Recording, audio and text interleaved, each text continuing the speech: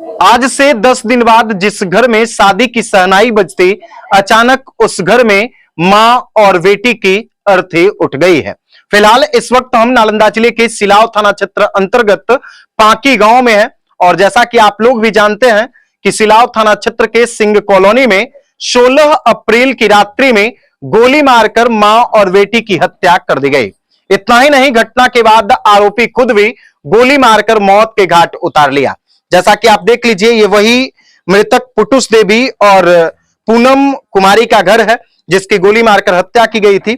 जैसा कि आप देख रहे हैं, ये सभी लोग मायूस हैं और पूरे घर में कोहराम मचा हुआ है।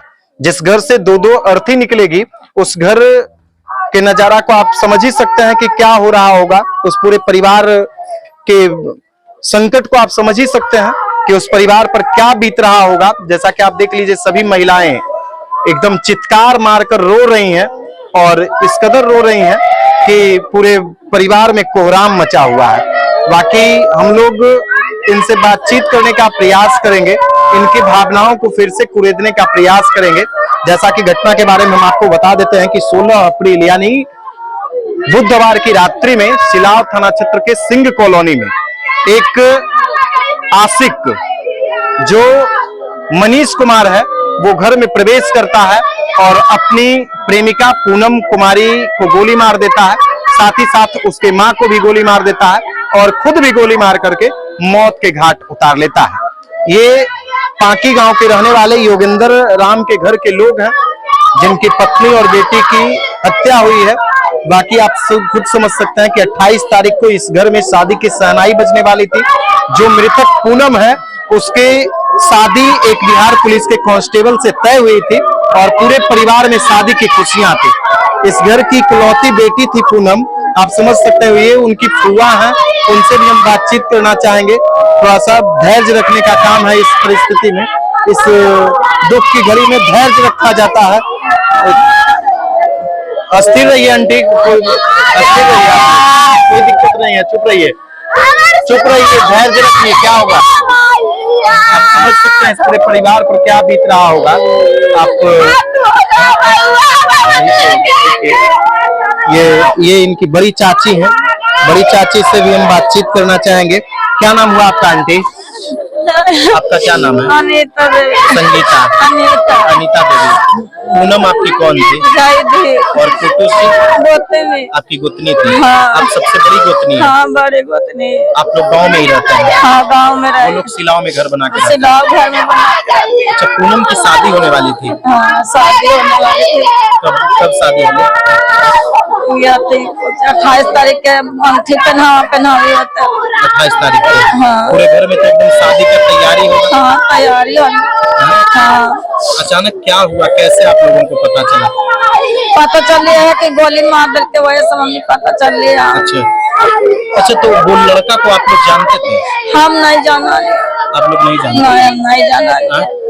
क्या बोले, क्या बोल रहे हैं दीदी? घर में हला क्या सब काम करे गए ना, खाली माँ बेटी हलेगा के बीच के गोली मार। घर में केवल माँ और बेटी थी? हाँ, पुटुस भी थे और पूनम थी? हाँ, दुइये गो है, ये हलो कोई ना घर में है।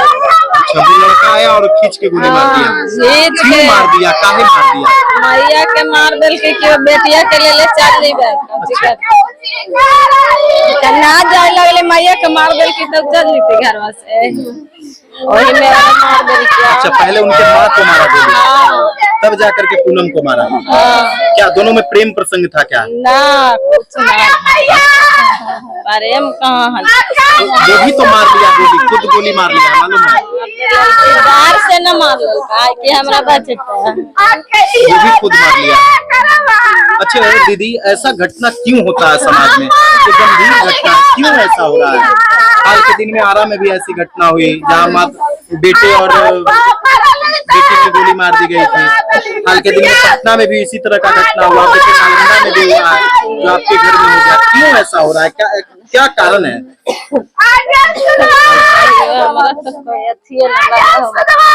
तो देखिए, ये फुआ है, उनकी बड़ी वाली फुआ है, चित्कार मार के रो रही हैं। आप समझ ही सकते हैं, इस पूरे परिवार पर दुखों का पहाड़ टूट पड़ा है।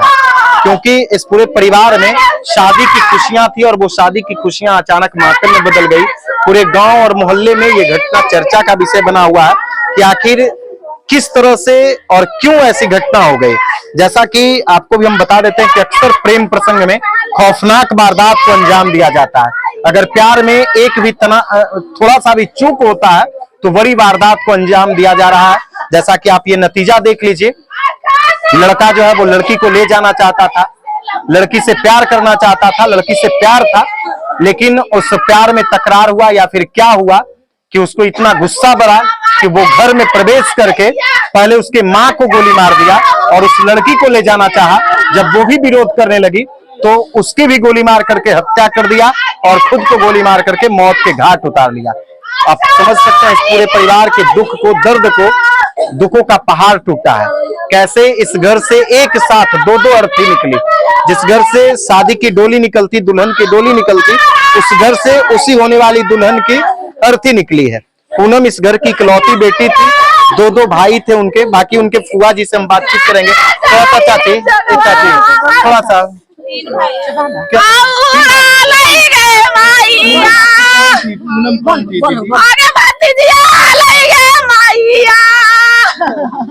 सिलाव में रहती थी,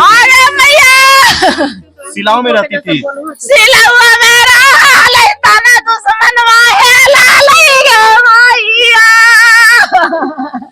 उसका शादी भी होने वाला था, शादी भी होने वाला था दीदी। क्या 28 तारीख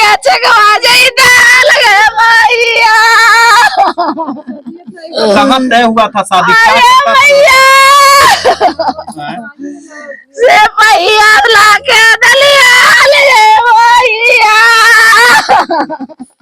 क्या क्या करता था लड़का दीदी?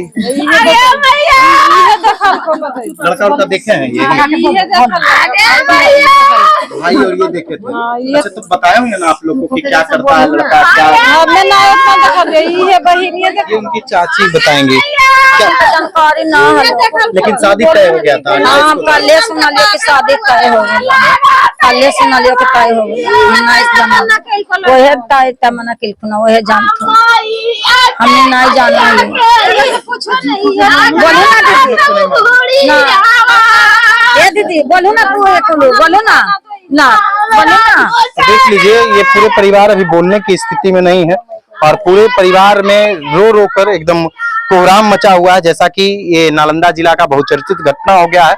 एक साथ तीन मर्डर, प्रेमिका और उसके माँ की हत्या, साथ ही साथ जो प्रेमी था वो भी खुद गोली मार करके मौत के घाट उतार देता है। और ये प्रेमिका के घर का नजारा है जिस घर से माँ और बेटी की अर्थी निकली है। इस घर में शादी की खुशियां थी, जैसा कि परिवार वालों के द्वारा ये बताया जाता है कि उनकी शादी तय हो गई थी और 28 तारीख को रिंग सेरेमनी होने वाला था। जो लड़का था वो सिपाही था, बिहार पुलिस का कांस्टेबल था और उसी से ये शादी तय हुई थी। बाकी आप लोग इस घटना के बारे में क्या कुछ सोचते हैं कमेंट बॉक्स में जरूर बताइएगा। वीडियो देखने के लिए धन्यवाद।